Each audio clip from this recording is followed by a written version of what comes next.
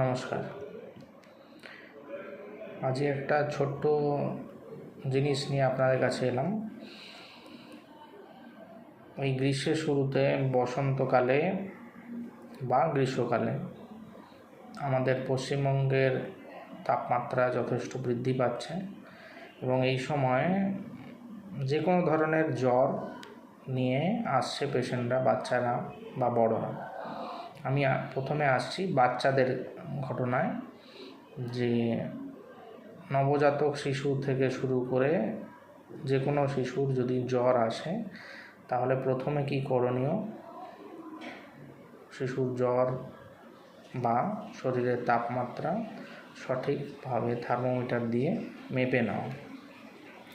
যদি দেখা যায় 100 ডিগ্রি ফারেনহাইটের বেশি বা 100 ডিগ্রি ফারেনহাইট থাকছে, তাহলে ডাক্তারের পরামর্শ অনুযায়ী হোমিওপ্যাথিক ওষুধ সেবন করা দরকার। এবং সর্বোপরি যেটা জানা দরকার, জ্বর এলে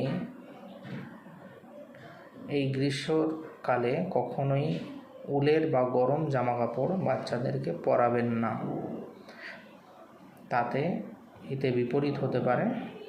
যদি শীতবোধ অনুভব হয় তাহলে পাতলা সুতির চাদর দিয়ে বাচ্চার শরীর ঢাকুন, ফ্যান অল্প করে চালিয়ে রাখুন। 101 ডিগ্রি তাপমাত্রার ওপরে বা 101 ডিগ্রি তাপমাত্রা যদি থার্মোমিটারে লক্ষ্য করেন তাহলে বাচ্চার গা হাত পা ভেজা গামছা দিয়ে বা ভেজা কাপড় দিয়ে মুছিয়ে দিন, অথবা সম্ভব হলে স্নান করিয়ে ভালো করে মুছিয়ে দিন এবং দ্রুত ডাক্তারের পরামর্শ নিন।